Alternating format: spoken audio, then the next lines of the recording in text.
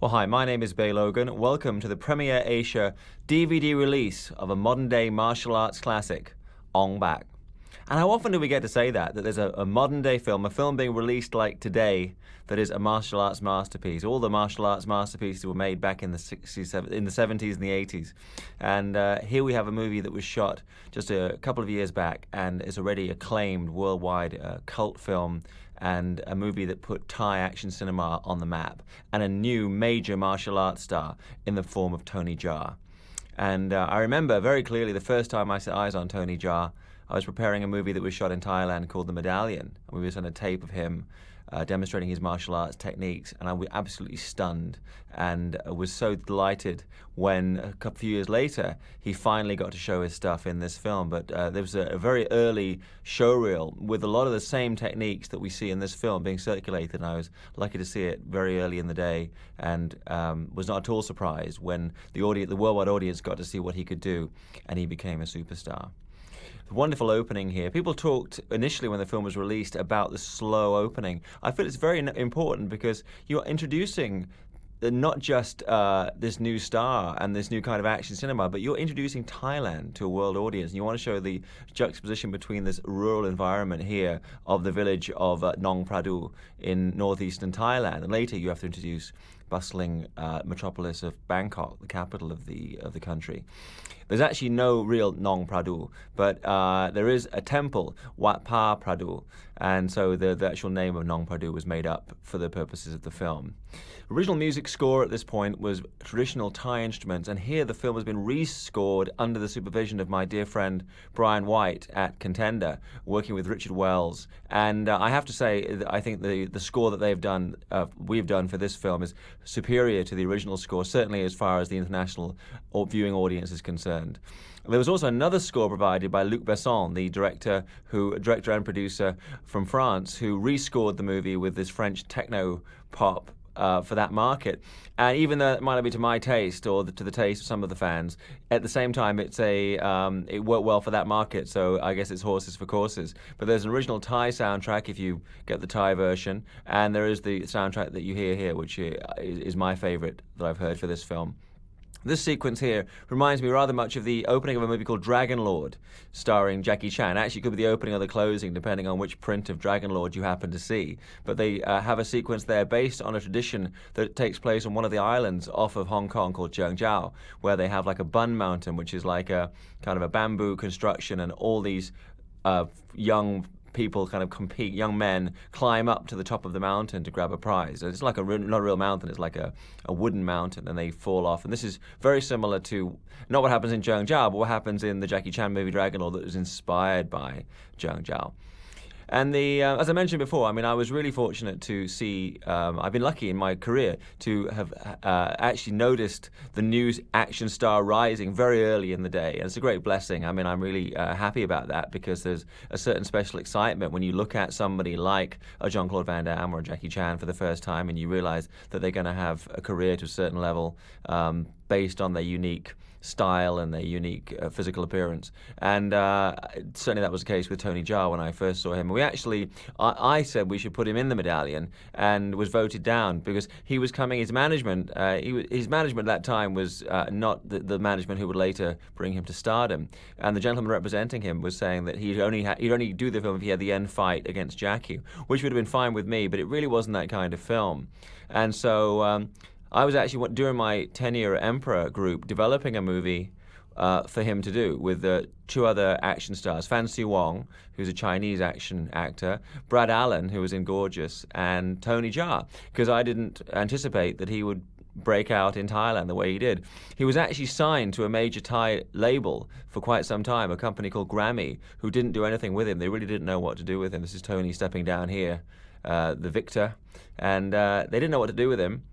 It was only later that the director-producer Prachap Pinkel saw this unique charisma of Tony Jaa and the incredible vision of the action director Pana Ritikrai, and they formulated this film between them. And the next thing I knew, suddenly he was the next big thing. Quite right too. Something that's established very early on in the film, and something very close to my heart, is the way that Thai culture is steeped in Buddhism. Thai tradition is in the Hinayana rather than the Mahayana, which is my own area of study, but it's all basically many paths to one truth. But this is the kind of at the heart of Thai society is Buddhism, and it's established very early on in the piece, and this is going to drive the whole plot of the movie. So here we see Tony Jaa without the kind of the white tree climbing makeup, and I think he's got a fascinating everyman nature to him. He's not a pretty boy. This was one of the reasons that Grammy didn't know what to do with him, because he wasn't a pretty boy actor. He's got an everyman look to him. Here's one of the bad guys, Don, played by Wanakrit Sirioput. And Wanakrit Sirioput, also visible in the Steven Seagal movie Belly of the Beast, which was filmed in Thailand. He plays like a gangster in the nightclub scene, gets beaten up by Seagal. And he's also in the movie Sniper 3, opposite my friend Byron Mann and Tom Berenger, which also shot on location in Thailand. He's a bellboy in that movie. Really good actor, and speaks good English as well, though in this movie, obviously, he's speaking Thai.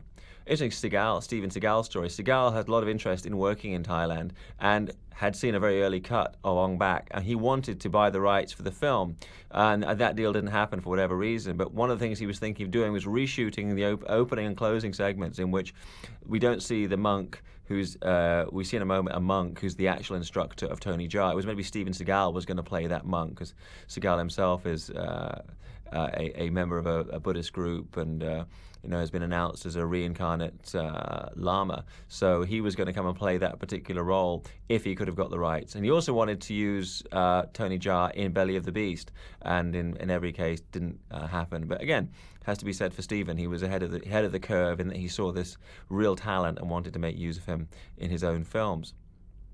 The classic, the origin story, if you can call it, it's almost having a superhero having an origin story. The idea that Tony Jaa, as the character played by Tony Jaa Ting, as a baby, was found abandoned under Aungh Bahk. Aungh Bahk is the name of the Buddha statue that we just saw. So the whole movie is kind of driven by the quest for what's going to be the missing head of Aungh Bahk. But Aungh Bahk is the Buddha statue from which this village gets its blessing and its good fortune.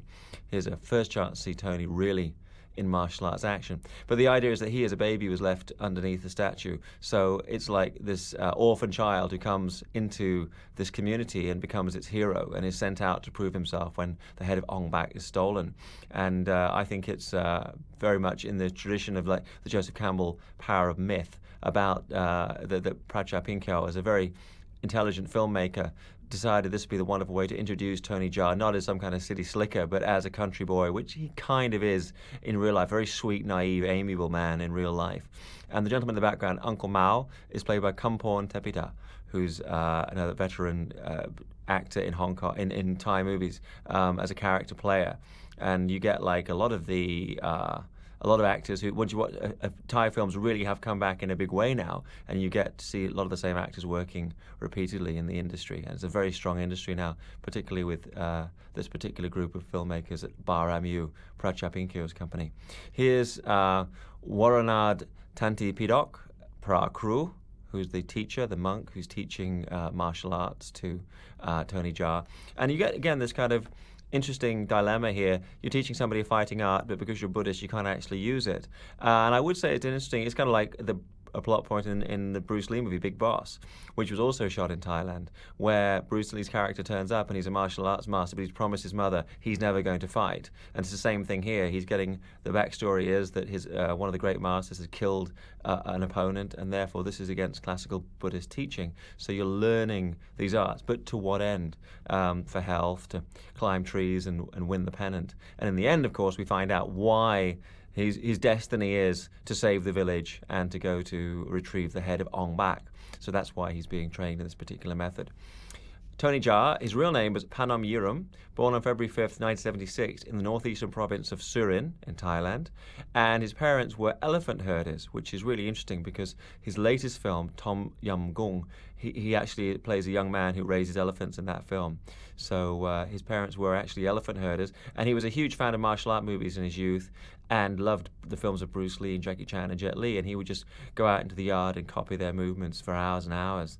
And then it was only after he saw a Thai action film called Born to Fight, which was made in 1986, that he met the man who would become his master, his guru, Panaritikrai, who was like the Bruce Lee of Thailand in a way. And Panam Uram, Tony Jaa as he was then known, went to university, studied various martial arts, taekwondo, judo, aikido, anything he could study, and then subsequently became apprenticed to Panaritikrai, and he got his first major job on a movie working as the stunt double for Robin Shou on the film Mortal Kombat Annihilation, which was shot in 1997 and shot partly on location in Thailand.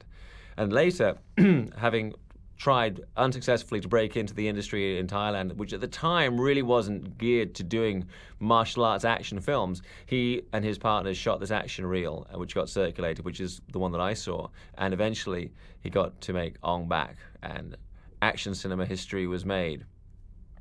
So we are at the village. The village has been robbed, and a hero must rise. And it's kind of like the Seven Samurai, but in this instance, we only have one samurai who is going to go out and save the day, save the village. Not just save the head of Aungh Bahk, but also save the village, because it's like, as the head is lost, it's like, the king in Excalibur, you and the land are one, and as you die, the land dies with you. It's like the Aungh Bahk is the spirit of the land, and as it goes, so does the blessing of the land. So you have the famine, you're going to have a drought, and you're going to have people becoming sick. So this is why Aungh Bahk is so important. It's not just a physical treasure held by the village. Always in these films, you have the village leader is the Buddhist monk. I mean, it's not just somebody administering spiritual teachings, but also somebody who's a political leader. So you have him, obviously, everybody giving him great respect. And it's always, in these films, if you look at Bang Rajan, it's the same. Whenever the monk speaks, everybody stops to listen. There's huge respect for the clergy. This is something that was cut from the Luc Besson version of the film. Luc Besson was another early advocate of this movie and recut the film for the French market. And this medicine is meant to relieve pain and give strength to whoever uses it. It's passed down from one of the earlier teachers of this particular ancient Muay Thai that Ting has been taught. So that's all cut. So later in the film, when we see him actually applying that herb to his arms to make himself stronger and make him not feel pain, it doesn't really make sense. But this was, I think, maybe Luc Besson's people felt this was too Thai, it was too regional, that it wouldn't work for the French market. But we've obviously got that back in and subtitled correctly in this version, so that we see that this is actually part of the tradition, the ancient traditions of Muay Thai. And I think it's wonderful to see action cinema used in this way, not just to tell a really powerful and moving story, but also to convey elements of a culture. This girl here, Porn Pimol Chuk Kanthong, as Mai Wan, who gives him the ring. And also there's this really kind of like a very gentle romantic sense. There's obviously, from the beginning when he was doing his tree climbing, she was watching him and she's enjoying his success. And there's like a really understated romance. She's kind of the girl back home waiting for him in the village when he heads out. So there's that kind of little bit of a subplot happening there, which is never really developed, but it gives, I guess, an extra emotional impetus to the fact that he's traveling from this gentle home where he's been brought up into this really unfamiliar terrain. And there's a great jump cut here. We're almost in Rumble in the Bronx territory as we have these illegal bike races on the streets of Bangkok. And I really think it was like great the way they juxtaposed the serenity of Nong Pradu with like the wildness of these backstreet chases. And introduced these two wonderfully colourful characters. It really, I mean, what amazed me when I saw the film was not just the extraordinary martial arts ability of Tony Jaa, which I was already aware of, but the sophistication of the filmmaking in general and the film storytelling. The Al Pacino T-shirt there, there's a few knowing nods to Western cinema, and that's one of them.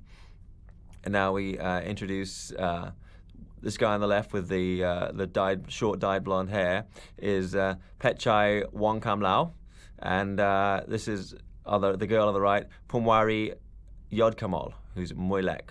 And so these are these two con merchants, wonderful broad characters. The guy on the left,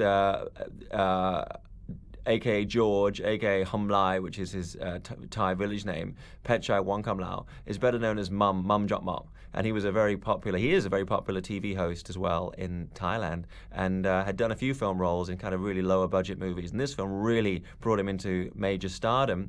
And later, he would trade off that to direct and star in a movie called The Bodyguard, which is like a comedy with a little bit of action. And I would say, if Aungh Bak is like a Jackie Chan film, The Bodyguard is a Wong Jing movie, and not a particularly good Wong Jing movie at that. Wong Jing being is the Roger Corman of Hong Kong, like a prolific Hong Kong actor, director, producer. Tony Jaa has a small cameo in the movie The Bodyguard.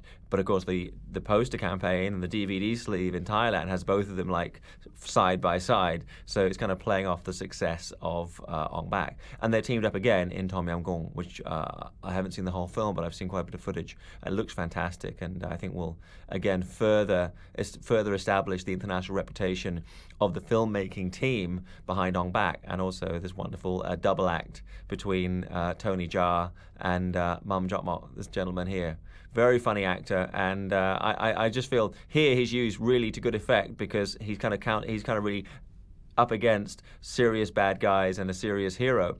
When you see him in The Bodyguard, he's kind of taking center stage, and probably for Western audiences, it's a bit too much of a good thing. Anyway, this is like a little indicating here that we have all these drugs for sale on the street. This gang leader is Peng, and the actor's called Chatawut Charakun. Chatawat Charakun. Here's Tony Jaa, and this is actually there's a deleted scene that would run just before this, is when Ting is looking for George, who's his fellow village member, and he prays at a backstreet shrine, and Moilek, the girl, almost runs him down on her motorbike, and she kind of looks down on him as like a country bumpkin, kind of a bit like Way of the Dragon with Bruce Lee, when the relatives don't really know, who this guy is. She doesn't know who he is, and then later she gets a call from George telling her to meet him, which is the meeting that we're seeing here, and Ting sees George. Somehow he sees George sitting on the motorbike talking on the phone, and he chases after him, and now they have the meeting where she sees that he's been beaten up by the other gangsters, and then we have the arrival of Ting. And in the background of the shot, you can actually see the same shrine that he was praying at earlier. But that's actually, I believe, all the deleted scenes will be elsewhere on this disc. But at least there's the shrine. At least I can point out to you now where they actually take place in the film itself. So that was like a brief deleted scene, and it kind of establishes how he knows where they are. So here's where he turns up, and we really see him. Moilek has already seen him once, but this is when George is seeing him for the first time in a long time. And George, a.k.a. Hum Lai, is actually denying the fact that he was ever a village boy. He's kind of into being the city slicker. He doesn't want to admit that he grew up in this backwoods town of Nong Pradu. So in this first scene between these three main characters, we see like the great dynamic between Tony Jaa as the naive country boy hero, and George, who's this kind of really kind of abrasive con man, and this charming girl. Now the interesting thing about Pamori Yodkamal, this actress, I met her in Busan Film Festival, and was expecting her to be kind of quiet and shy, because she's very, in person, very slender and small. And we were doing an interview with her, and I tell you, when you roll the camera, you can totally see why they cast her in this role, because in person, she just turns on and is so talkative and bright and bubbly and energetic and just so much fun. But when I first met her, she was very quiet and, low-key, and I thought, oh, she's going to be a tough interview. But actually, the people we spoke to that day, she was absolutely the best, and she was just, you turn the camera on and she's off and running. Which is great, and she's great in this movie. She also appears opposite a mum in the movie The Bodyguard in a smaller and less impressive role than she has here. And this kind of moment when you realise that the one thing George cares about. Some prints of the movie, George, as well as being known as Hum Lai, is also subtitled as Dirty Balls, but we don't get that in this particular copy of the film. As I mentioned before, this is an extraordinarily accomplished film from Pracha Pinkyo, and I think most people had never heard of this director prior to Aungh Bak, and he really just came. He actually had quite a lengthy career in Thai cinema, but Thai cinema really hadn't come into the forefront of world cinema at that time. And you really, in the last few years, have had the rise of two other Asian giants in terms of filmmaking. One is Korea, and the other is Thailand. But in both cases, I mean, there was a period prior to that when the best known films to come out of Thailand or Korea were actually Hong Kong movies or American movies shot on location in those countries, or else the Philippines was the other great location people would go to. But Hong Kong movies used to be shot on location in Thailand, and now they're kind of beating us at our own game, and Aungh Bak's like a prime example of that. But Pracha Pinkyo, his company, he's director and producer, and his company is called Bahk, which is, I think, a wonderful name for a film. And name for a company, for a film company, Bahk. And it's like he's been a prolific producer and relatively, in terms of directing, has just directed a couple of pictures prior to this, directed this movie, and then did Tom Yum Goong, which is the next major Tony Jaa movie. Here we are in the Bangkok version of Fight Club, and it's like establishing these illegal matches are happening. Now, the white guy in the fight here is Eric Marcus Schutz, who's a real bruiser. You look at him, you think, wow, this guy's a real bruiser. A more charming and soft-spoken and nice man you can never meet. I had the pleasure of working with him on the movie The Medallion, and he had like a supporting role in there as one of the heavies. But you can also see him as a security guard in Belly of the Beast. You can see him in the movie Beautiful Boxer, and you can see him in another movie called Province 77. And the guy he's fighting is Ali, who's played by Paul Gaius. And the bad guy we see there with the throat device is Suchao Pongwalai as Comtuan, who's obviously had some form of cancer and his voice box has been removed, so he's talking through this electronic speaking device. He's a veteran actor, very good actor in Thai cinema. You can see him in Suryathai, which was a grid period epic that was picked up for distribution in America by Francis Ford Coppola. It was released as The Legend of Suryathai. And he's also in an international film shot in Thailand called Angkor, The Cambodia Express, which was shot in 1982, and really a fine character player. And you kind of, with these movies, you need a bad guy, and I think it's a wonderful twist having a guy who, has got an attribute that might be quite sympathetic, that he's had this illness and he can only speak through this speaking device. But it adds to his menace, perhaps, that he's got this kind of robotic Dalek speaking voice. So this subplot of the sister of Moilek is actually cut from from the Luc Besson print of the film, so we don't really see her plying her trade as a hooker and as a drug dealer. And so there's some scenes later in the movie that are in the Luc Besson print that perhaps don't have the same resonance, because we actually don't get to see the arc of the relationship between these two sisters, both of them surviving in the big city but using very different means. And so it's this actress is Rung Grawi Baranj Dakul as Ngak. And we see that she's living her life basically off of drugs. Boyfriend's giving her drugs to deal, and she's a hooker. And Moilek is using her street smarts to get ahead. As I mentioned before, bad guy, not the bad guy, but like the white fighter there, Pearl Harbor, Eric Marcus Schutz, and he's actually from Europe. He's actually from Germany, and very imposing physically, but a very charming and nice guy. I remember shooting The Medallion. He had the job of taking Lee Evans, his manager, out on the town, and that was quite a job, quite a mission. He was also one of the action directors on this movie called Final Combat, which starred a guy called Tony White, who was trying to be the new Jean-Claude Van Damme. And the film hasn't been released anywhere, but he worked on that. That was shot in Thailand. So here, one of the things that's a kind of a little bit of a stretch is the fact that Ting, who has no real knowledge of Bangkok geography, always manages to find the motorbike of George. But, maybe there's a sense that he's guided by Aungh Bak, that he's guided by the Buddha, the spirit of the Buddha. So brutal match here between these two guys. And now, it used to be in the 80s, you had like a kind of revolving cast of colourful Westerners living in Hong Kong, being in Hong Kong martial arts movies. Now they've all moved to Thailand. And you've got all these wonderful characters living and working in Thai cinema, because there's more action films, either local Thai movies being shot with action or American movies being shot on location in Thailand and using a lot of Western players. So they established the sheer power of Pearl Harbor. And I remember when Steve Rivers, who at the time was one of the owners of Hong Kong Legends, was telling me about his first viewing of the film, and he described this scene. And I was like, well, it's a bit anticlimactic. This guy's going to come out and drop a bigger opponent with just one kick. But now I see it. It really works very well indeed. And this guy's great, the MC. You need a guy he really is a full-bore character player. He's kind of one of those roles that you really have to attack with 110% energy, and he does that throughout. So the first, we've already had a hint that Tony Jaa, there's more to him than meets the eye, because we've seen him at the opening physical exhibition on the tree and training. Now we get to see him really go to town. Look here, there's actually a continuity error in his very first technique. We look at him, he's in a left-handed stance. Very evidently, the camera moves in when he's doing a left-handed stance, and then when there's a very abrupt cut without changing stance, he kicks from a right fighting stance. So I guess in terms of filmmaking, maybe they were still finding their way at the point that this was shot.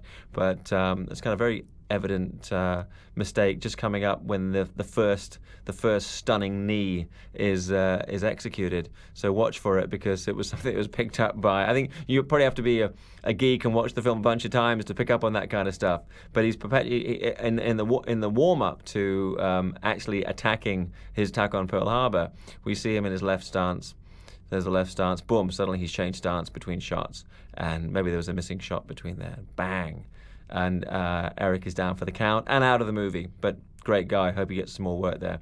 And there's our bad guy, one of the main fighting bad guy of the film, getting an introductory shot there, which is always great when they do foreshadowing in films. I mean, I think one of the worst things in action films is when you bring people in out of left field who've never been established in the movie, and here's so and so. And I think it's great. It's kind of respecting a certain degree of intelligence on the part of the audience, that you actually establish somebody early on, like we saw with the bad guy Surin just then, and later he's going to be a main physical antagonist for Ping and the rest for Tony Jaa's character for Ting and the rest of the movie. So that really kind of paves the way for what is to come.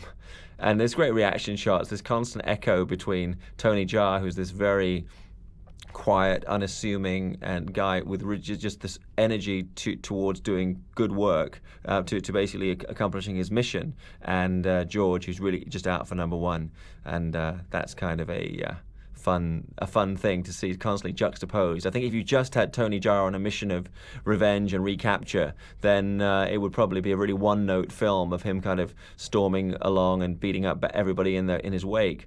But by setting up this kind of odd family structure of these three, it gives the film a depth and kind of character. There's this address of Don. We see it in this scene, and actually there's a number of deleted scenes. I'll point them out when they would have come into the film. When we see the quest for Don, and the fact that actually Tony Jaa doesn't have that much luck always with Bangkok geography, and he's trying in vain to find Don's place.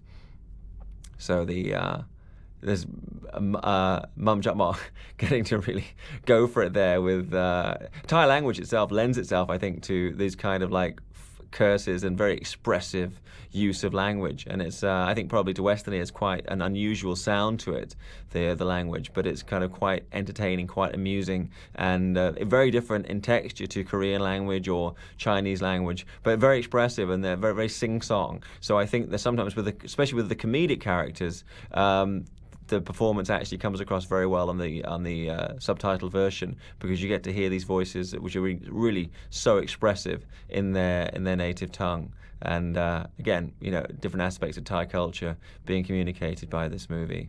There's an odd relationship between these two. What are they? Is there any romantic interest between them? Is it brother and sister? Is it like father and daughter? But the two of them surviving on the streets of Bangkok together, just using their wits.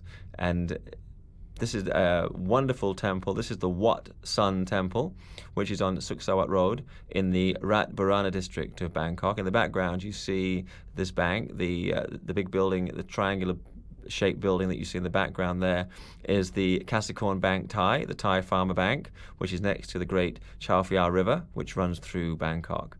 And again, constantly this spirit of Buddhism throughout this movie, and the idea of Thailand as a place where people are motivated by their belief in Buddha and the teachings of Buddha. So whenever he's at a loss, there's a deleted scene where he goes to a roadside shrine, but whenever he's at a loss, we see Ting going to a temple and asking for guidance from Buddha.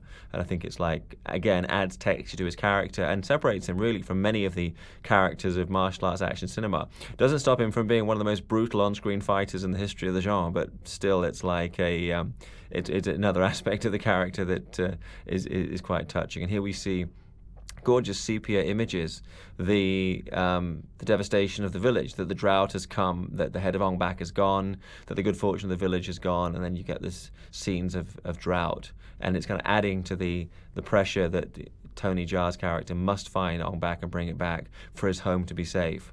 So you have to kind of accept, I suppose, a certain supernatural power on the part of the statue, that as it has gone, as the head has gone, this actual tragedy has befallen, and so there is indeed some magic power. This shot here is part of a longer sequence when you see him walking through the streets, and Moilek, the girl, comes by on her moped. He shows her Ton's address.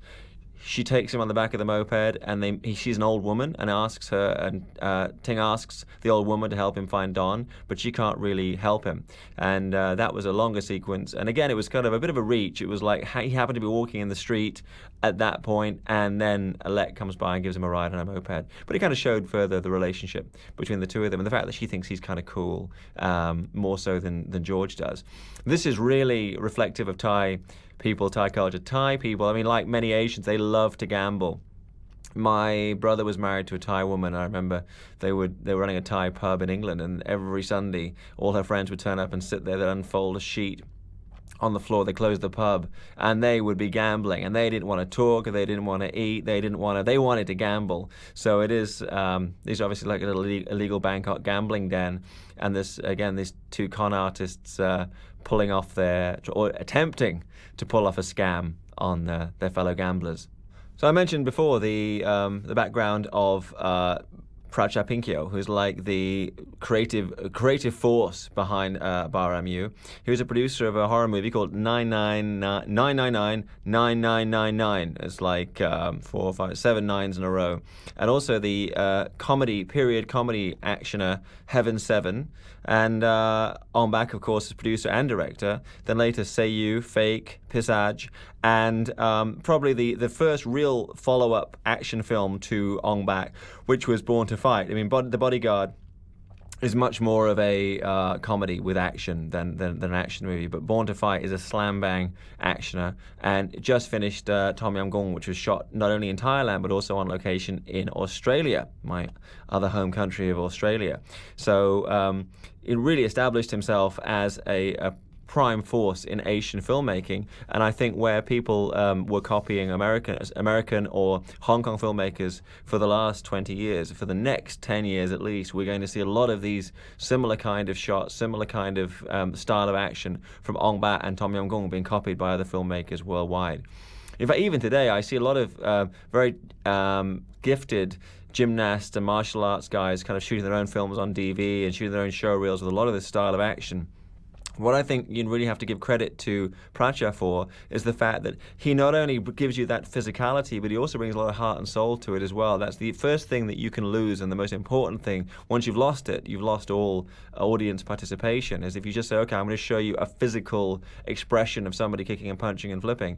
You can do that, I won't say easily, but you can put on a physical show in a very straightforward way, but you've got to have heart and soul and characters you care about.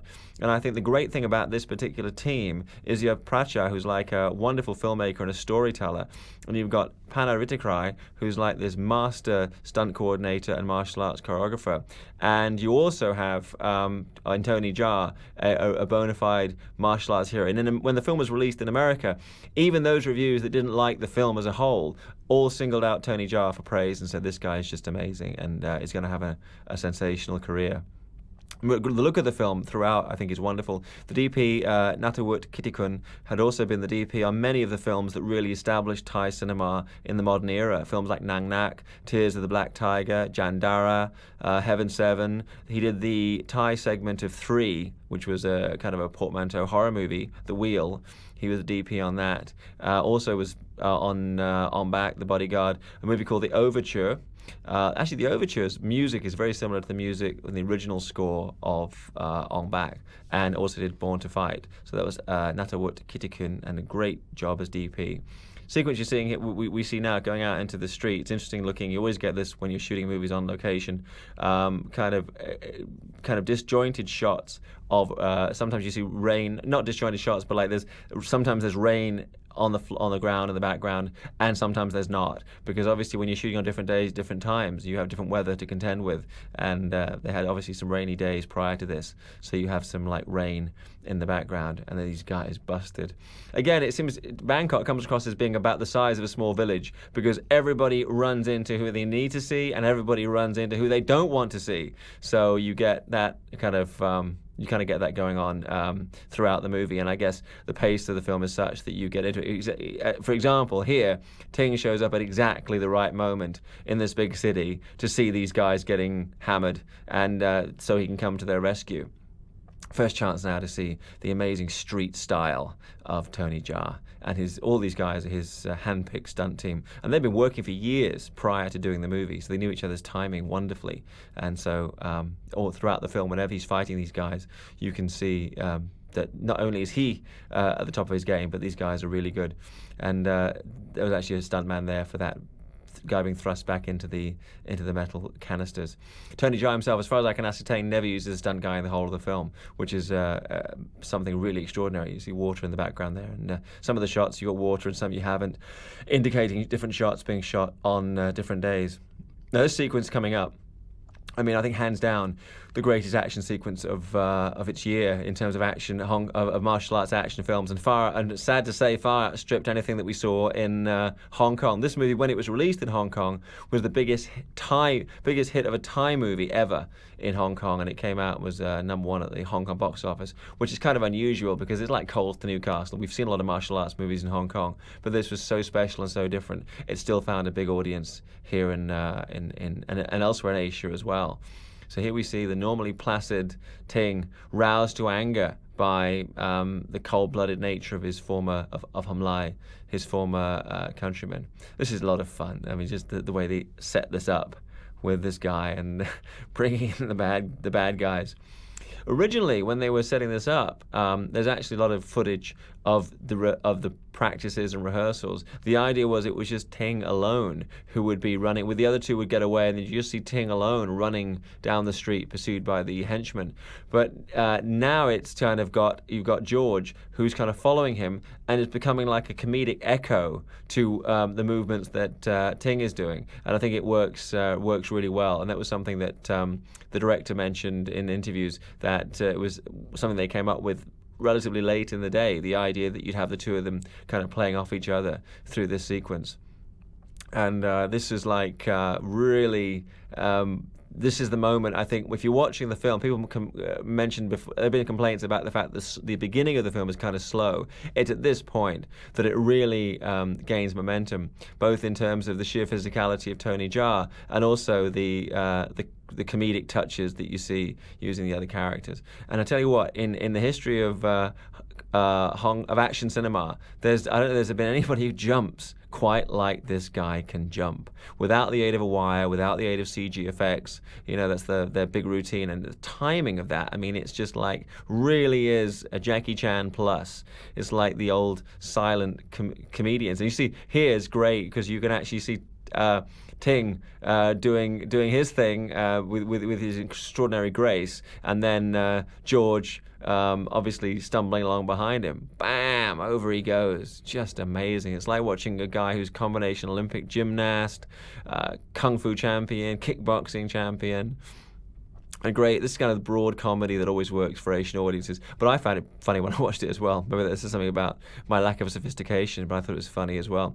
This is kind of fun. I remember there was, I think it was Wayne's World, they had a whole thing about, setting up the fact that all this stuff was going to be in the street at exactly the right time for it to get smashed or jumped through. And this is exactly what you see here, but hey, who cares? It's absolutely fantastic sequence. And, as soon as you see this, you realize there's a new sheriff in town, and his name is Tony Jaa. This is great. Look at that, going over these kind of the roadside stalls. And again, here's George, and it's like a wonderful juxtaposition of the two.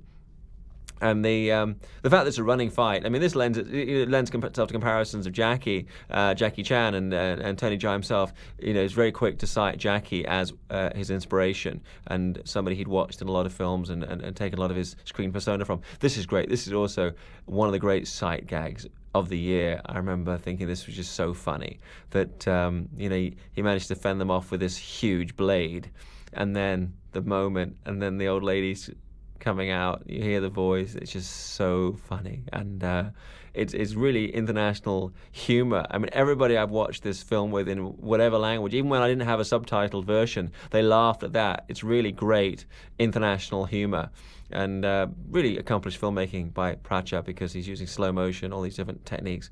This is a fantastic sequence here. Seeing this kind of the combination of gymnastics, breakdance moves from Tony Jaa, and he's just like. And not only can he move, but my God, they just so know how to shoot it, and to really accentuate every movement. Look at the on the wall behind. There's that graffiti which reads, "Hi Spielberg, let's do it together." Spielberg misspelt. And apparently, on the this was actually added into the Asian DVD edition and the copy shown at Cannes, but it was not on the original cut or the Thai VCD. Now, I haven't seen the Thai VCD, but apparently that's the case.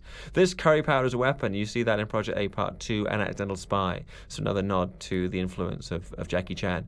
But there's actually a couple. I mentioned later there's another graffiti incident referencing Luc Besson, but this was like Spielberg, who has yet to work with...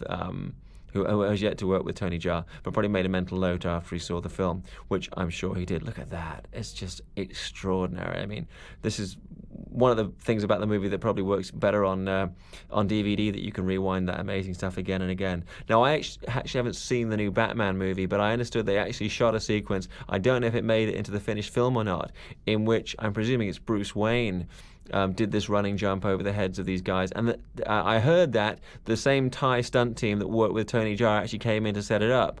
But I can't see them in the credits of the Batman movie.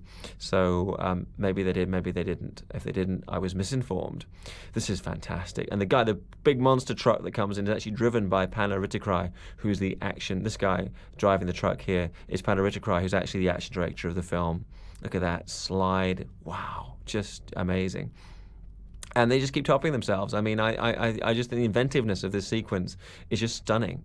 And what I think is different about Tony's style is that in between these incredible virtuoso bouts of gymnastic ability, when he fights, there's kind of almost a stillness, like a stability. He kicks, and then he's totally stable in a relatively straightforward stance. Now, this is very interesting. If you look at this sequence, if you compare the scoring of the Thai version and this current version that we have now, it's so different. I mean, here we have this driving score to add to the danger that George is in. And if you look at the Thai version, the music really doesn't give you the same kind of oomph to the sequence. So this is probably a good... If somebody asked me to indicate why I felt this score was superior, this would actually be a scene that I would cite and compare with the Thai original. Here we are back in the Fight Club, and this guy, Big Bear, played by Nick Cara, who's actually an Australian, based out of Pattaya, where I used to lived for a while in the 80s and was training at a Thai boxing camp, and we'll talk a bit about that in a while later, because there's another character coming up who was around at the same time that I was living in Pattaya, or visiting Pattaya for periods of time. And Nick's actually a bona fide kickboxing champion. He also shot scenes for a movie I was a producer on called The Twins Effect. We shot the opening sequence for that. The railway station was actually shot at a railway station in Bangkok. And he was in that, but he actually wasn't used. He shot sequences, but we actually never used him on camera. No real reason for that. Saming there in the background, played by Chatapong Panatan Aungh, who's going to be the main fighting bad guy of the movie. Saming Chatapong Pantan Aungh. And setting up these two guys and almost exactly... See, the club doesn't seem to change, and no one changes their outfits from day to day. It must be a pretty smelly club. So you always see this... you always see the same guys doing pretty much the same things. And the waitress who gets harassed here is played by Sukanya Kongkawong, and she gets a specific credit as the waitress in the credits for the movie. It's kind of a thankless role. She gets harassed, and she gets harassed later more viciously in this particular sequence, but Sukanya Kongkawong is the name of the actress. So again, this really a staple of this genre is the fact that the hero is initially reluctant to fight because he's on a specific mission, and unless something is really relevant to his mission, which is getting back the head of the statue, is getting back on back, then he's not interested in fighting for the sake of showing off his prowess. So he really has to be pushed into fighting. And the first time he was just trying to get across the fighting square to get his money back. And in this sequence, he's the honor of the Thai people is being offended, and therefore he is forced to take action. Even now, you see he's really reticent to get involved in this kind of underworld activity. He just wants to find Don and use that to help him find Aungh Bak. That's all he wants to do. So now we get to see a taste of Nick Carr's power as this poor guy comes out to take a hammering. And Nick, really a big, solid guy, and really all the bad guys, all the guys that Tony Jaa gets to fight, they look great. As I say, we've got all these amazing characters living in Thailand now, and if you want to find Western martial artists to be bad guys in films, it's quite easy to find them. And not just are they good at martial arts, but they've got real charisma. I mean, they're not professional actors as such, but like Nick has here, they have this certain screen presence and energy that makes them work in these particular roles. In the 80s, you had that in Hong Kong, a whole bunch of guys doing movies here, and probably reached its apotheosis with the Jackie Chan film Operation Condor, which used, or Outlaw Brothers by Frankie Chan, which used almost every Westerner, every martial arts fighting Western living in Hong Kong got to be in those films, and that trend kind of passed. And so the guys that had been living here all left town, with a couple of exceptions. And now Thailand is the place to go. If you're a young martial arts enthusiast out there who fancies a shot at being in movies, Thailand's now, I think, a better bet than Hong Kong in terms of a place that you might want to go to get experience and get fights that you can put on your showreel, like actual movie experience. And that's what happened to these guys here. So again, really pushed beyond endurance. You really have to push Tony Jaa beyond endurance. And there's great slow-mo as he steps out. Beautiful flute there. It's Tony Hannigan, who was first flute on The Mission and Titanic, was the flautist that you're hearing here. It's wonderfully evocative, the flute. He actually has 200 handmade flutes in his home. And Tony Hannigan, I mean, it's great to have somebody that caliber working on this particular film, because the film warrants it, and The Mission and Titanic both had fantastic scores, and now this film does as well. So here's kind of like the Thai people have been offended, and the movie that we're going to see, the initial movie we're going to see from Tony Jaa is called Bata Lukpak, which means foot touches face. That's a great insult in Thai culture, to use your foot to indicate something or to touch somebody with your foot. So it's like a perfect way to deal with this really rude person. There's great stylized movements there. And this man selling cigarettes is Master Yod Tong, who was actually master of the camp that I trained at in Pattaya, which is called Sijatong in his honor. It was in Banglamung near Pattaya, and I trained there back in the 80s. And he had many famous students, including Samat Payakarun, who turns up in The Bodyguard, the comedy movie that followed this one, and also Kaosai Galaxy. And you can actually see Master Yod Tong as an actor, and he gets some action to do in the movie Born to Fight. His real name is Yod Tong Senanan, and he's like one of the great masters of Muay Thai. So he gets his little moment there. Looks a bit like, if you go back and freeze frame, looks a bit like Takeshi Kitano.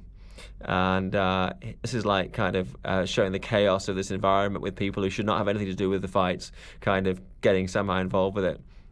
Now you look at these moves, kids, don't try this at home. Do not go to the schoolyard and practice this technique, because you will kill somebody. And that was one of the things, I mean, Jackie Chan commented on this movie. He said he really appreciated the physicality of Tony Jaa, but he felt that the film was too violent, that some of the moves were too lethal, and that they would give a bad example to kids watching the films. I actually had the honor. I think I introduced Tony to Jackie. I mean, I introduced him to Tony. Definitely, I introduced Tony to Jackie on the set of New Police Story, and I'm pretty sure that was the first time they'd met. The guy with the bandana on, David Ismalone, playing Mad Dog. And we see him again a bit later. Again, it's great, setting up a forthcoming fight. You see the guy before he actually comes out to fight, which I think is really cool. And here's Yoshiro, supposedly a Japanese, but played in the movie by Nutapol Asavabhakin. And he's like Yoshiro, and obviously a Thai-based guy wearing this kind of funky wig, and he's coming across as a Bruce Lee. He's going to use a kind of a Bruce Lee kind of fighting style up against Tony Jaa's Muay Thai.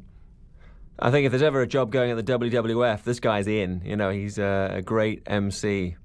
And it's wonderful.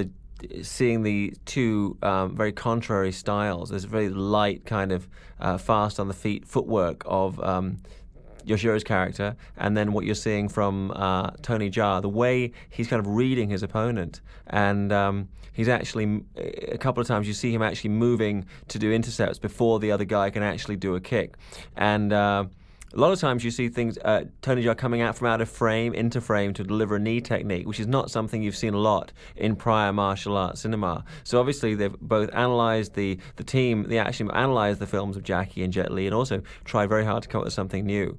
And I think what's really special also is the way he always comes back to this very rock-solid stance, having performed these amazing high kicks and other athletic movements. That's what makes him different from some of the other guys doing action, and just these really light, tricky movements. But he always comes back to this kind of centralized fighting position, ready position, and this kind of like reading his opponent. Bam! Again, kids, don't do that at home.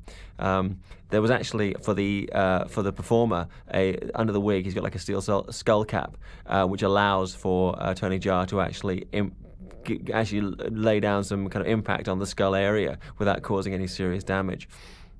But they really, by the end of this movie, you're kind of thinking that every particular technique known to Muay Thai has actually been applied. But having seen some of the footage from Tom Yong-gung, no, there was some other stuff that you didn't see yet. This is, again, use of stance.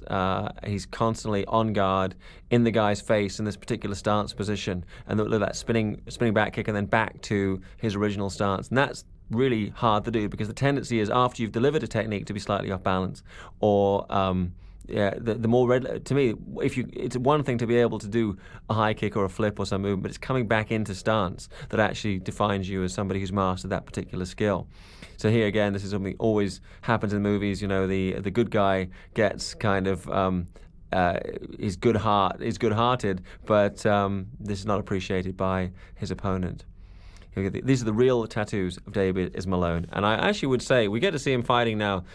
When we see David fight, this is not a character, Mad Dog. This basically is him. He's like that. He's kind of like a very fun character. We just saw as he steps into the ring now, and everybody's like, running for cover. He's actually quite charming and fun. He's French. He's a French martial artist, and has been training in Thailand and started doing film work. And very fun, very charismatic kind of guy. But really quite a character in his own right. So a lot of what we're seeing here is the real David Ismalone. I don't think he breaks bottles on people's heads that often, but he is a wild and crazy guy. And he's starring in like the Hong Kong version of Jackass, the American show Jackass, which is called Ayar, for which he does all kind of weird and wonderful stunts, not too dissimilar to the kind of things he's doing here. But what's really cool is the way that everybody has a specific attribute, a particular style for Tony Jaa to kind of contend with. The first guy in this sequence, which was Big Bear, which is sheer brute strength. Then you had Yoshiro with his kind of like very light, fast fighting technique. See the pictures on the wall behind of all these former Muay Thai champions. And then you have David Ismalone's character. You have Mad Dog, who does have some basic martial arts technique, but his main thing is he's just using everything at hand in order to make life difficult for Tony Jaa. So it's like everybody has it's not a repetitive sense of like we've seen the same fight 3 times. Each sequence has very, very different dynamic to it, and each opponent has his own particular strengths. And David, I think, really comes across very well here because he's kind of like he not only has to sell all this as an actor, but he's actually in the midst of it. It's always dangerous when you're working with props, and these breakaways are nowhere near as safe as they might be in an American movie. So this is kind of like he throwing everything but the kitchen sink. I guess there's obviously no rules. The only rules of this kind of fight club is there are no rules. So he gets to do everything at hand. And surprisingly, perhaps, at the end of the day, nobody on the movie was seriously hurt through the whole production. Nobody had any kind of life-threatening injury. Jaa was burnt and had kind of bumps and bruises that you might expect. I think there's a sense, when working in movies in Asia, that people kind of do tend, in America, they tend to rely on technology to save them. And I think here there's a sense that the people actually use their own wits and reflexes to kind of look after themselves. So I think the accident and fatality rate on American movies is actually quite a bit higher than it is on Asian action films. That's one of the reasons why, is that people here kind of go into them there's great precision to the rehearsals and the choreography of the sequences, and then after that, you get people who are doing these kind of films where their reflexes and their timing is so heightened that it becomes even though it's still, there is an element of danger, it becomes a lot safer than it might otherwise be. It's a fantastic sequence, and what I always find impressive about this team is the fact that they can actually constantly come up with payoffs at the end of a sequence like this. There's the idea that you might otherwise run out of steam, and this is good. It's showing the kind of these two guys squaring off, but they're not going to fight. It's just going to be, again, a finale of the fight between Ting and Mad Dog. But there's an idea that otherwise, unless they're hands, this sequence would really kind of run out of steam, because where are you going to go? But no, through the glass they go, and he's hitting him on the way down, and bam. That's it. Notice they make sure that Mad Dog hasn't died, because you don't want to set Tony Jaa Ting up as the kind of guy that wants to kill people. So they always, even though he's defeated these guys using these really quite brutal fighting techniques, for somebody inspired by Buddhism, he's not actually a killer. He's not actually there to kill people. And this is like, the sequence came out quite effective. And I remember watching the movie the first time and not really being sure what to make of it. But actually this is a gesture of the throwing of these coins is like a gesture of respect, and showing that how much these guys, the audience appreciates the fighting prowess of Tony Jaa's character. So you get them throwing the coins. All these guys, the Westerners you see, are all the kind of guys we used to use in Hong Kong movies: backpackers, travelers, guys living in hostels, tourists. You pull them in off the street. Hey guys, do you want to be in a movie? And it adds an international flavor to the film. But I don't think any of them would have been professional actors or even professional extras. One of the very few CG effects in the film coming up. There's hardly any of them. The film prides itself on not using CG in the action, but the coin coming up there was a CG coin. So they used that for practical purposes. I think you'd have been there quite a while trying to get a coin to come up in the camera quite that slow, so you could actually see it in that kind of detail. So I'm always considering that this clubs have this kind of level of violence and drug dealing and all these things going on. I'm surprised they're not raided more often, but actually we get a police raid happening at the end of the scene. It always gets a big laugh when the police come and the MC kind of starts the music and they pretend it's just like some kind of dance club. So this sequence here was actually longer. We actually, after they see Don has got away, they actually go to a food stall, and you have a conversation between the principals, leading into a shot coming up, and we see them sitting eating some lunch boxes, like eating food from a lunchbox. This looks like a longer sequence because it's truncated. The bad guy says, "How do you know these country boys?" And Don never gets to answer. But there's actually an earlier scene when they're talking at a food stall, and he shows the money to them. He shows them the money that he's got, and it's like just really leading into this, seeing them buying food and talking about what the next step is going to be in the plan to get back Aungh back. But that was deleted, unbelievably, on the deleted scenes elsewhere in the movie.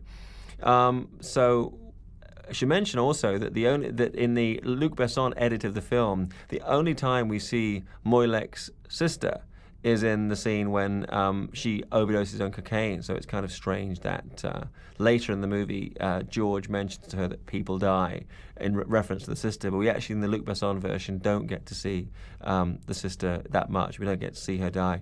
So, I mean, some people prefer different versions of the film. I mean, obviously, for the French market and the American market, the Luc Besson edit worked, but I think for our market this film is much better in its entirety, and the only element that should have been changed and was the score, because the original score perhaps would not work as well for non-Asian audiences.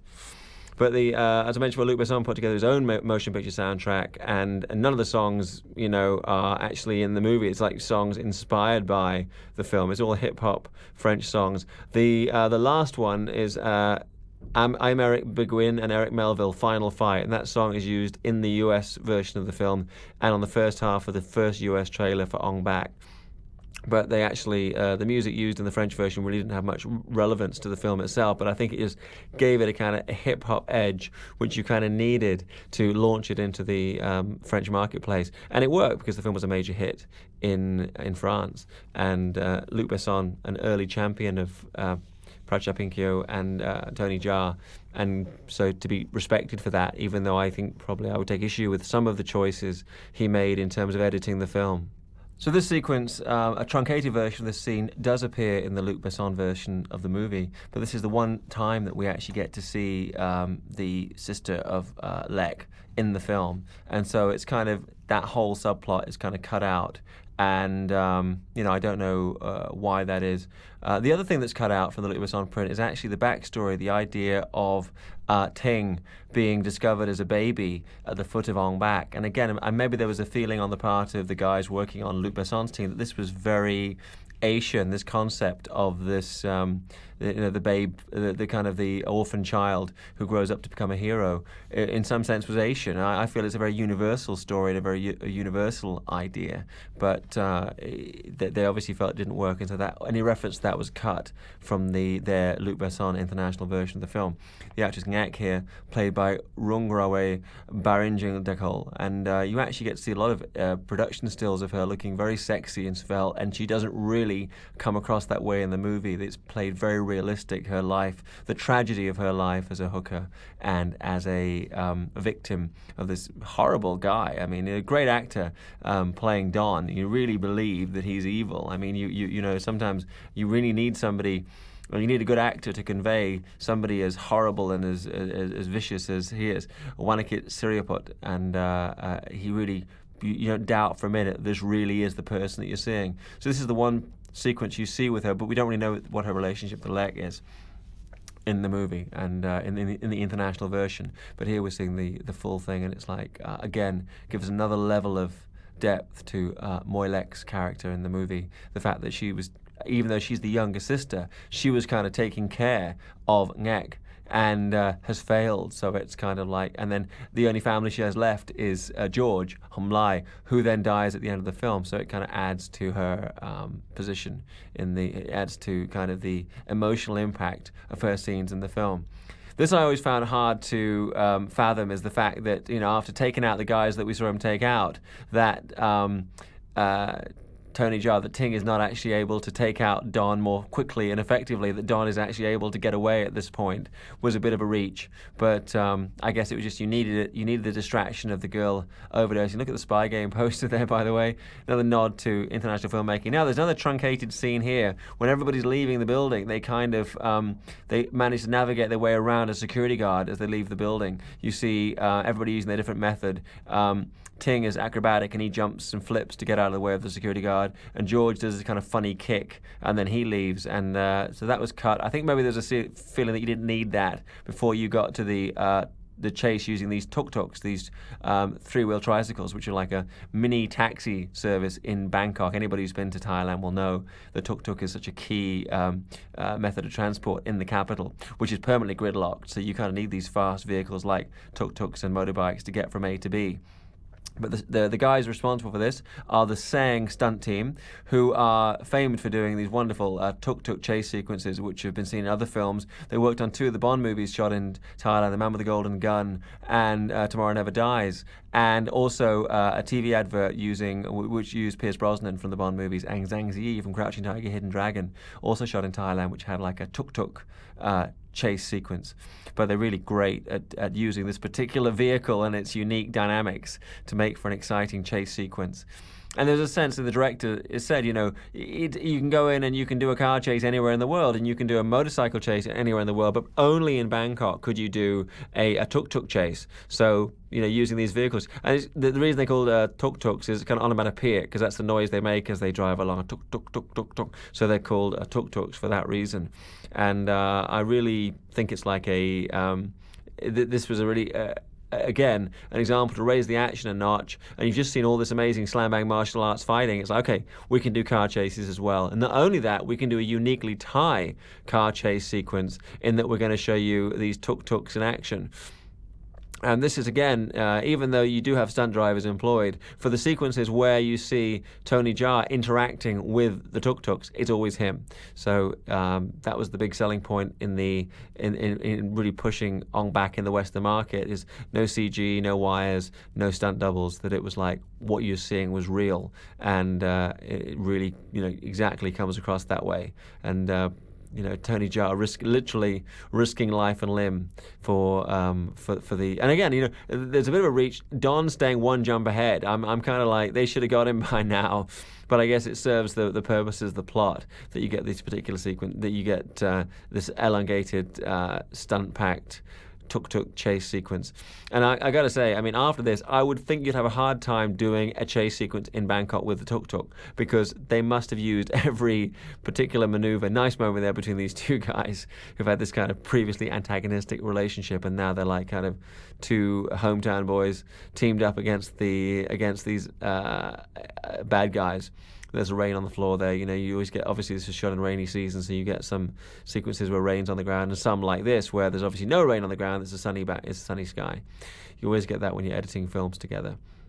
But I think you'd have a hard time finding a tuk-tuk stunt sequence, a tuk-tuk stunt that's not already in this sequence. So in the small but brilliant history of tuk-tuk chase sequences, this one actually shines above all. There's a little nod, I think, to Lethal Weapon 3. Was it 2 or 3? And they had a motorcycle come right to the end of a freeway that's under construction. So you got this, use of these vehicles here plummeting down. And these are real tuk-tuks dropped from a real height.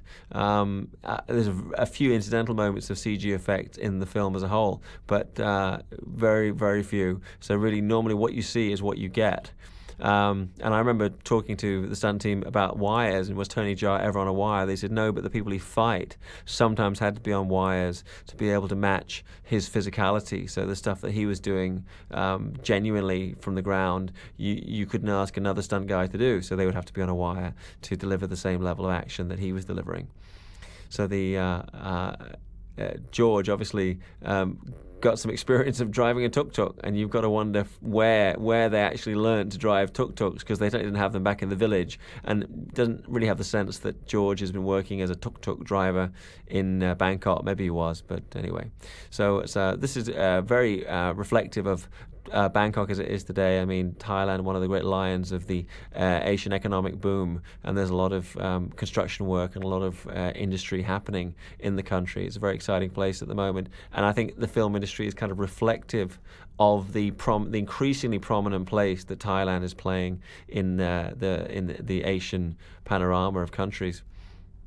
So coming up now, we get kind of the big payoff stunt. I think you always, in this film all the way through, and I'm really impressed by it, the fact that they, despite everything, the brilliance, everything that's gone before, you get one big payoff, boom, in the side of a building. And actually, as they go down, if you freeze frame and go back, when it crashes into the building, there's a wall on the lower left of the screen under the highway. You can see writing that says, "Hi, Luc Besson, we're waiting for you." This is the same guard being lectured here who you saw Ting and George get past in the edited sequence. And Don is telling him, be more careful in future. But anyway, obviously the message to Luc Besson was received and understood, because Luc Besson did indeed acquire the film for France, re-edited the movie for the international version, and big supporter of the movie.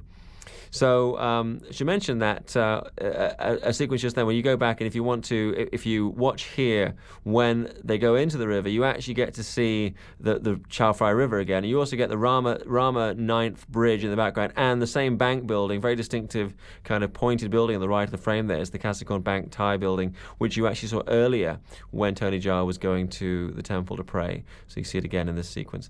And this is kind of like, I always remember this of the much maligned water world, but there was a sequence there when Kevin Costner went underwater and showed the remains of this civilization that still survived underwater. And I was reminded slightly of this here. I'm wondering actually at the logistics of it, whether you would actually be able to store these kind of ancient artifacts underwater or not. This obviously shot in a tank so that you could actually put all of these statues in nets, but visually it's really stunning to see all these Buddha statues. Statues themselves, when you get up close, are not really that great as far as model work goes. I mean, they're really actual figures of that size, but they don't look particularly realistic to me. But this is a great sequence shot in a tank where you see Tony Jaa among all these kind of suspended, and these are all the treasures that have been stolen by the criminal syndicate. And Aungh Bak, he's obviously looking for Aungh Bak. Aungh Bak is not among them, but this is their method of hiding them in plain sight. They're just below the surface of the river, and from here they'll be shipped overseas. And even now, I live on Hollywood Road in Hong Kong, and you see in the windows of the antique stores in Hollywood Roads pieces of stone carvings, and it's stuff from temples in Vietnam and Thailand and elsewhere, but it's just been stolen, sold to collectors, and will end up in somebody's home or some museum elsewhere in the Western world. So here's news report and all the stolen treasures being brought up by the police. So this is one of the very few times in the movie we get to see the police. For all the criminal activity that goes on, we hardly ever see any policemen in the whole of the film. But I guess that's a given of this kind of brand of cinema. This shot here of the smoke coming out of the hole is CG enhanced, reminiscent slightly of a scene in Itchy the Killer when the guy breathes out and all the smoke comes out through the cuts in his cheeks. There's actually another deleted scene here set in the same building where an expert comes in to appraise the head of Aungh Bak, and then we dissolve from there to the old folks suffering in the village, and the old lady's got a fever, and it's showing really how badly off the village of Nong Pradu is with the absence of the head of Aungh Bak. And maybe they felt they'd already established that, but you had the expert, obviously the resident antique expert, coming in to appraise how much the head of Aungh Bak is actually worth. So this sequence completely cut from the Luc Besson print because we didn't have, in that version of the movie, the relationship, the fact these two are sisters is not established. One reason, if I have one criticism of the movie, is I think they really dropped the actress playing Moilek in at the deep end, because she really had to, given somebody who's not got vast experience as an actress, Pumori Yodkamal, I think she handles the kind of the quirky street urchin stuff very well, but I think that the weeping and wailing, it tends to get a bit grating, because she really did have to come in, and not as she was a student at the time she did the film, not an experienced actress at all, and delivers herself much better, I think, in the comedy, and the tragic stuff is quite hard to do. She was born 9th of February 1982 in Bangkok, and nickname is Air. She's the eldest of 4 girls, collects popcorn buckets, and drives a Vios black car. Her favorite food is noodles, has a dog named Jelly and a cat named Tam, and has become a really popular youth idol in Thailand after this movie. So this scene was in the Luc Besson version, but it's kind of strange when George says people die, obviously referring to the sisters' overdose, and so that was kept in there. But it's kind of a non sequitur, because we didn't actually get to see the sister, or we got to see a girl overdose. We didn't get to see the relationship between the two women. So here's setting up this our raging bull sequence. This movie, I think, when you look at it, the smart thing about this as a martial arts action movie, it never repeats itself. So you had the fights in the illegal fight club, and you've had your tuk-tuk chase, and obviously Muay Thai, as most people today know it, it takes place in a ring. So you want to have at least one ring fight in the film, so that you can actually see Muay Thai being used as a combative, sportive martial art, which is what we're about to see in the scene that's being set up now. But this was something that I think was greatly to the credit of the filmmakers, in that they not only decided to kind of show off all these techniques that had never really been seen before in action cinema, but beyond that, they wanted to do it in a way that set it in different arenas throughout the movie, so that the whole thing is not repeated. This is kind of another thing which is a classic plot point of fighting movies, going back to the old black and white film noir, the Warner Brothers movies, is the idea of the fighter who has to throw a fight to, because the gangsters are pushing him to do it's kind of the raging bull thing. This is a really cool shot. This probably, in terms of sheer cinematography is my favorite shot in the movie. Look at the white guy, bodyguard there. Don Ferguson is his name.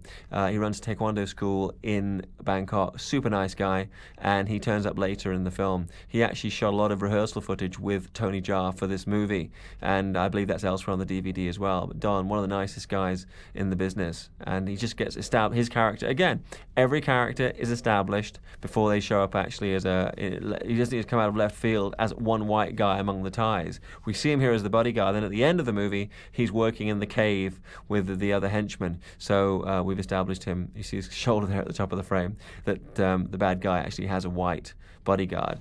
So this is Muay Thai as most of us have seen it over the years. As I mentioned before, I was living in Thailand at the same camp as the camp run by Master Yot-tong, who we saw earlier in the film. And there were two major stadiums in Bangkok. One is Lumpini and one is Rajdaman. And we don't actually go into either of those in this film. This is like depicted as being a kind of a street level gambling arena where guys are actually fighting for money. It's kind of a few steps up, I guess, from the fight club that we saw earlier in the film. And again, establishing Surin as a guy who's going to use drugs. In the original score, all these instruments are heard playing traditional Thai music. And it's the same kind of music that you hear when they perform the Ram Muay, which is the traditional dance you see at the beginning of a Thai boxing fight, which is something else that we don't really get to see in this film. And that is a very acquired taste. It is something that really reflects Thai culture. But anyway, the replacement score on here, maybe that was a little bit, it looks a little unusual because you actually see the instruments playing and we don't get to hear any music. But to me, it still works well, and you need a consistency of score. I think it would have been the worst choice in the world to go back and forward between what is really quite a European-sounding score and too much classical Thai. Then you'd have really would have been like odd juxtaposition. Now, to talk about our bad guy here, Saming, amazingly, Chatapong Pantanangkul, who plays Saming here, was not actually a martial artist per se. He's a rugby player, very strong physical presence. And if you look at his screen test, which certainly was on the Thai DVD, and I imagine it's going to be on this one as well, he just came in and impressed the producers with his acting presence and his physicality. And what's smart about the way they've used him is they don't try to say, okay, here's a guy as physical as Tony Jaa. What they do is they just come in and use his drug-induced toughness, that the only reason that he can actually stand up at all to Ting is the fact that he's on these kind of steroid kind of drugs. He's Burmese, and that's kind of interesting. That means a lot more to Thai people than it does to overseas audiences, because there's a long time rivalry between the Thais and the Burmese. If you go back to see another movie released on our label, which is called Bangladesh, you'll see that that kind of the Alamo of the Burmese Thai fighting. But throughout history there have been these battles, and a lot of the martial art techniques that you see devised in Muay Thai and Krabi Krabong and all the other arts that you see coming out of Thailand were devised for battle against the Burmese. And there was for many years these two neighboring nations were fighting. So this battle between a heroic Thai and a villainous Burmese again has kind of different resonance for Thai audiences than it does to us. I mean, I think there's a tendency to kind of look at Asian audiences as being all cut from one cloth. But actually, once you've lived in Asia for a while, you find that there is great national identity is very important to people. And there's certainly no sense of any globalization has not come to Asia. Everybody has their own unique identity and their own kind of traits that make things so that makes the diversity of the region that diversity is what makes living in the region so rewarding. That you have Japanese, Korean, Thai, Chinese, Burmese culture side by side. So here's the ultimate sacrifice being paid for the retrieval of Aungh Bahk, that this warrior has thrown the fight, and kind of like a very downbeat moment there. Here we are outside of Bangkok at this service station. It's actually been kind of built up specifically to be trashed later. It's actually not a real service station. It was actually partly a set constructed there in the countryside so that you could actually have people smashing, bashing, crashing and set fire to it without too many problems. Now, this film actually, given the complexity of the action sequences, shot for a relatively limited budget. And this is actually one of the scenes when the budget you can actually tell, because this particular set doesn't really have the texture that you would expect from a bigger budgeted film. But there's very few moments in the movie when you're actually aware of the fact that the film itself was shot for not a huge amount of money. Because no one had any idea that it would launch the comeback of Thai action cinema. Everybody was like thinking, well, who are these crazy guys off doing? We don't do martial art movies in Thailand. Well, who are these guys wasting their time? At the time, there was all wacky comedies and romances and gangster films. And the idea was, this was the problem that Tony Jaa had when he was signed to Grammy. All the other Grammy artists were all these pretty boy singer turned actors, the kind that we have in Hong Kong at the moment. And here's this guy who's kind of got this country boy look about him, is rough and ready, and he doesn't fit that type of some kind of pretty boy singing dancing kind of guy. They just didn't know what to do with him. So he kind of had to, come the hour, come the man. He had to create his own opportunity, working with the team, putting together Aungh Bahk to give himself a kind of a showcase within which to show off all the extraordinary abilities that he's got. This again, the old bad guy mistake 101. You had the hero at your mercy. You had a gun to his head. Why didn't you shoot him then and there and you'd be away and clear? I mean, I'm not recommending it because, of course, we all, by this time in the movie, we love the character of Ting and we love the other two as well, but I mean, it's like, bad guys never do that, do they? This is another sequence. This little sequence we're seeing here, the interior fight actually looked a little better on the if you can call it pre-visualizations. There was actually a sequence where you actually saw this mapped out by the stunt team in a warehouse where they were using all the props. And it looks slightly better when they were doing it there than it came off here. I mean, the thing about doing the pre-visualization stuff when you're shooting on with a handycam is you got all the time in the world. When you're shooting 35 mil on location, a lot of the times you don't have all the time in the world. So sometimes you can actually, because you've got 30 takes to do something on DV, you can actually make it. In some cases, sometimes it can look slightly better that way than it would do if you're doing it on film. So again, yet another environment. Now this gag we're about to see here, who came up with it first? Me. I actually pitched it to a guy called Richard Norton, I'm sure you're familiar with, an Australian martial arts actor, for a movie called Under the Gun, Iron Fist. Or rather, I told him about my idea for a guy, a martial arts guy, setting his feet on fire and using them as a burning weapon so he would kick. It was slightly different to this, but it was the same basic idea.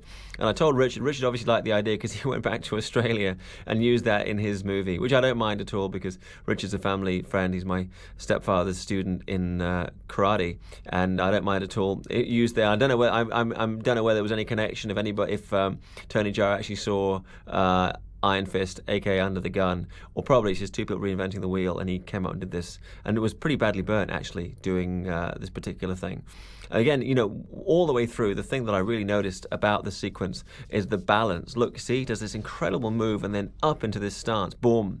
That is what really adds an edge to his technique that a lot of the other stunt guys and athletic martial arts guys don't do. Good stuntman there. If you freeze frame, the hair of the stuntman is very different length to George's hair. In fact, I think George's hair changes length in the movie. But you notice then the way that the gas pump bounces there, you can see it's actually a prop.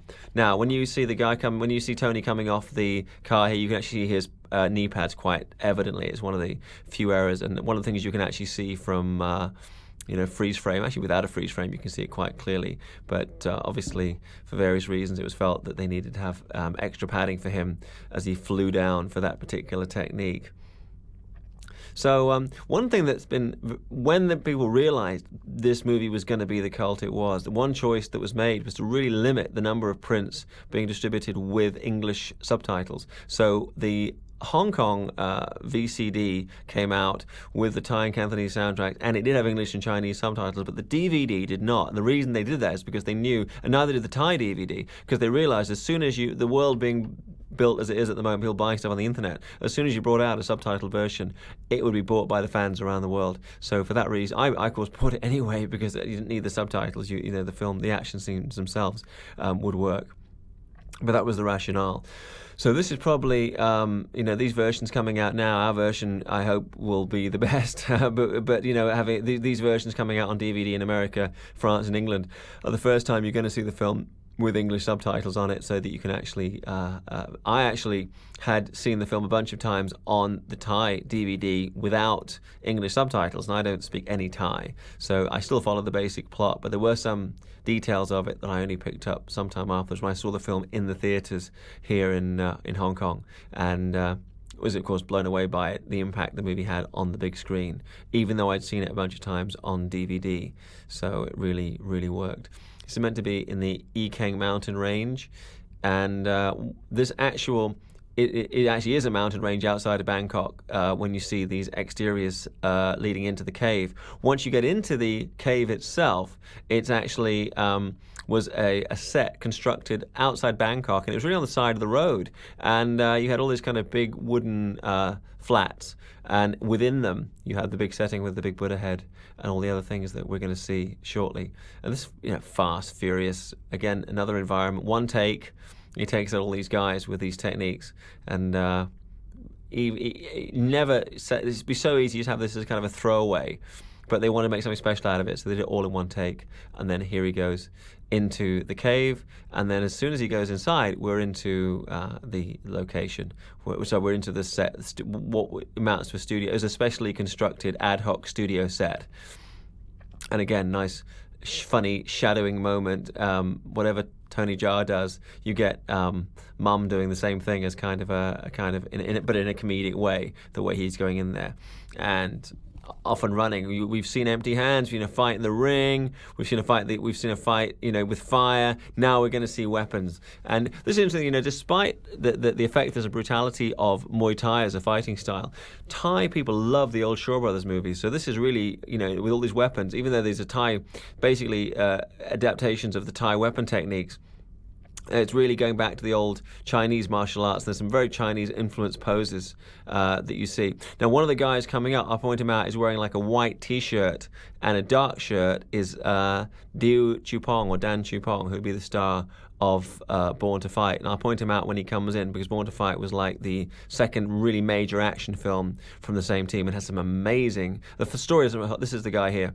The film itself doesn't hold up quite as well as Aungh Bak, but that's him. That was him with the white T-shirt, and he's now coming in the back there. He's the star of Born to Fight, Dan Chupong. Diu Chupong, and so he was actually one of the stunt team and got given his own chance to shine in his own movie. But Born to Fight, maybe story-wise not as strong, but action-wise. By the way, the two sticks that we're about to see, we have Tony Jaa using all these different weapons. There's actually very strong background of weapons arts in Thailand. In fact, they had the weapons arts before they had Thai boxing, and it's like an adaptation of Krabi Krabong. Now, this weapon here is the Mai Son Sok, which is the tonfa, what we call the Okinawa would be the tonfa. These kind of, or what in Chinese they call them the crutches, short crutches, the guai. But here they're actually the Mai Son Sok, which is the Thai version of this weapon. As you see, it's quite a bit bulkier. And we really see the jumping skill. And this is one thing that I remember from the initial show reel, was seeing the height that Tony Jaa could jump, and he was actually doing a kind of let's say a pre-visualization some years earlier of this sequence, and just showing the height he could jump without a wire, and everybody's jaw was on the ground because it was such an amazing, his amazing physicality. So here we are. This is the roadside studio set in outside of Bangkok, and the setting for our finale, and the giant head of the Buddha. And really, again, we've seen so much in the movie so far. There maybe was a sense when people first saw the movie, how would they top themselves for the finale? But it's like, hey, you ain't seen nothing yet. Now, of all the edits made by Luc Besson to the film, the ones that I understand the least are the fact that he slightly cut the end fight. In fact, he only cut 3.5 minutes in total, but it was just, the subplot with the sister, I can kind of comprehend why that might not work. But he also took out some of the backstory of the backstory of Ting, and the fact that he'd been given these kind of magic herbs from which had been handed down to his master from the master before. But cutting some of the action, you got to wonder why why that was felt to be necessary.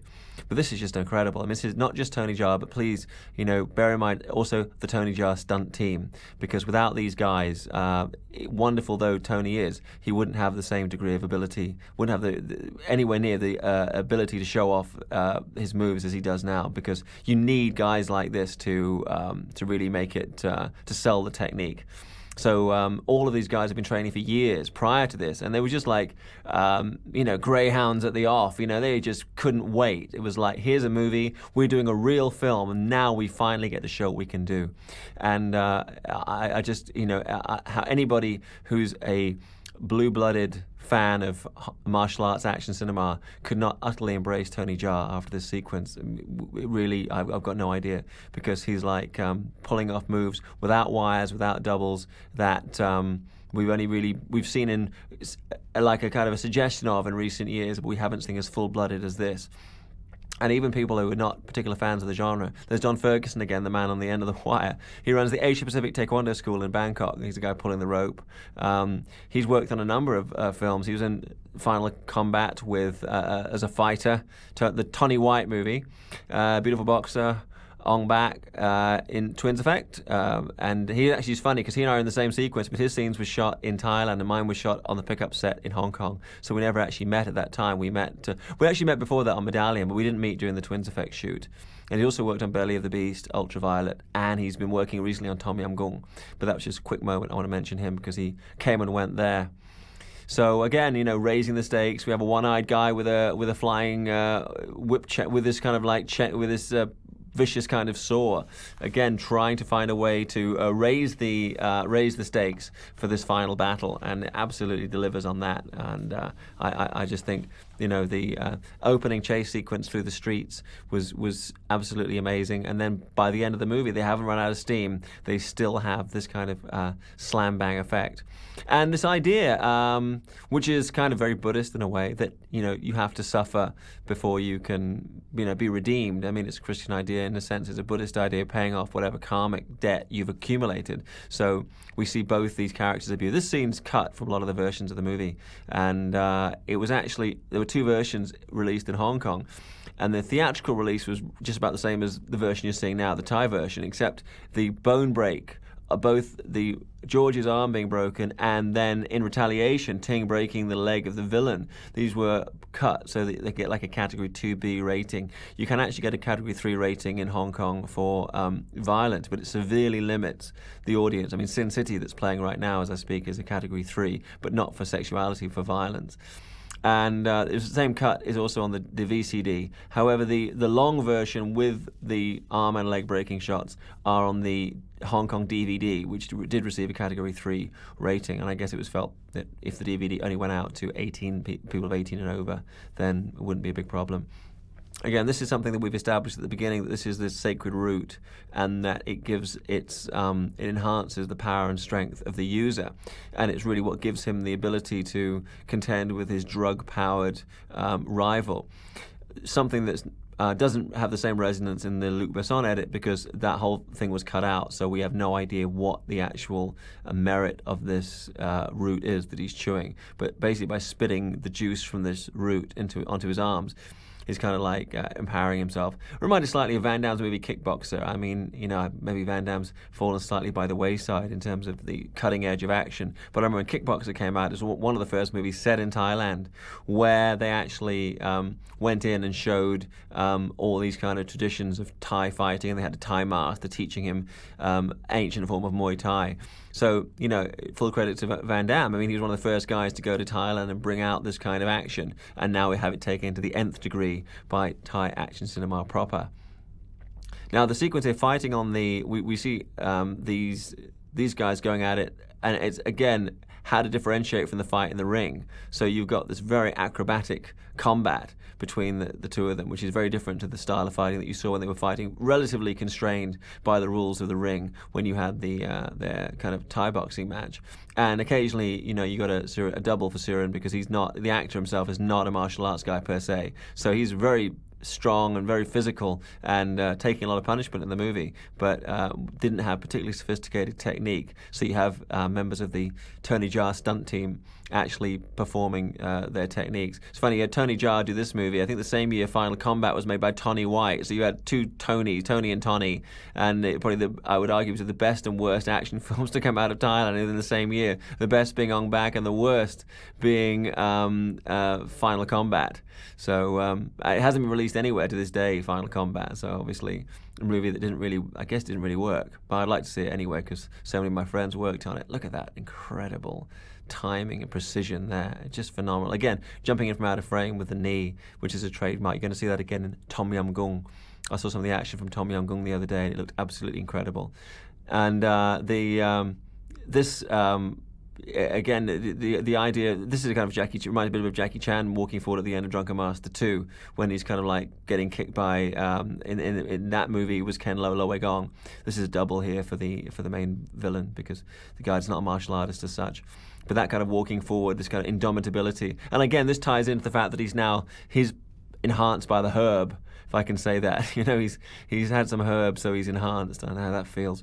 And this is reminiscent of a scene from an old Golden Harvest movie called Seventh Curse, when Chin Siu Ho and Dick Wei are fighting all these monks on the side of a giant Buddha, and they're fighting. So when you actually see the fight on the Buddha, I felt that was reminiscent of Seventh Curse.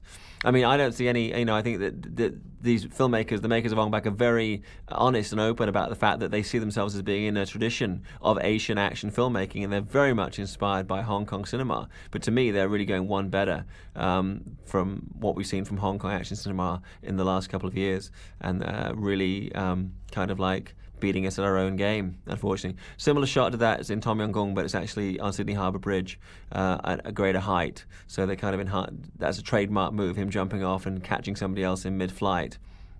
So our drugged up bad guy coming in now is basically frothing at the mouth. And that's really smart, how you actually come up with a guy who is going to present a viable opponent for Tony Jaa at this stage of the film, when you've seen him beat everybody who's put in his path. How do you find somebody? You really got to say, okay, we're going to crank this guy up on drugs so that he feels no pain, and that will make him a genuinely viable foe.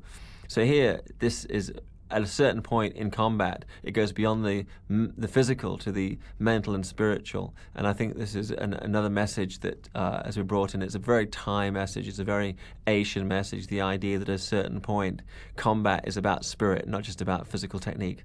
And so he's drawing power from the spirit of the Buddha. But having said that, I mean, it's a pretty violent expression of power. And I would say at odds with what Buddhist philosophy is about. But as I say, it's only a movie, and it works fabulously well as an entertainment, and it's good defeating evil, which I think is probably as good a message as the world. And this is a great shot, another one of the few CG shots you see in the film, and really kind of tailor-made for the trailer. Kids, again, for the third time, I tell you, do not try this and in the playground. You will eliminate your classmates.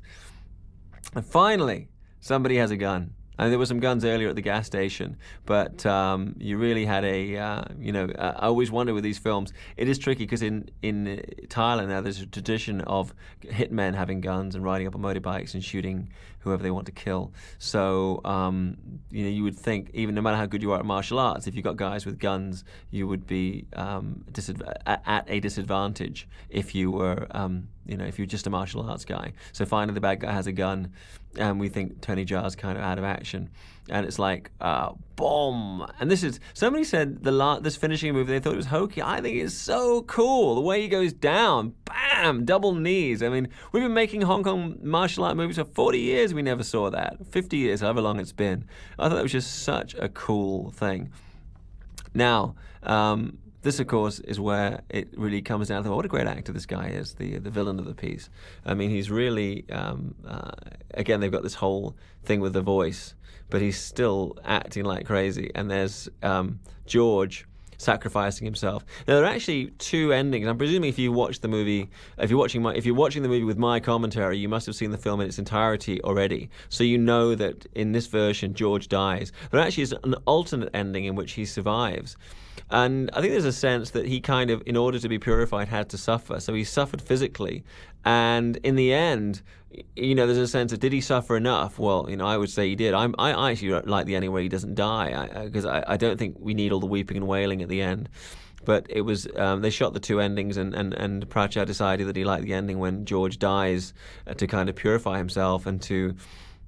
His father's always waited for him to go back to the village to become a monk, and his last line is, he says, tell my father I'm sorry, I can't become a monk. That doesn't mean he's going to give up the world to permanently become a monk, but there's like a tradition in Thai families that when they reach a certain age, I guess it's kind of the religious equivalent to military service, that young Thai men do go into the temple and become monks for a period of time, and the family are very proud about them doing that. And it was kind of a subplot that George, or Humlai's father, always wanted him to do that, and he never had done so.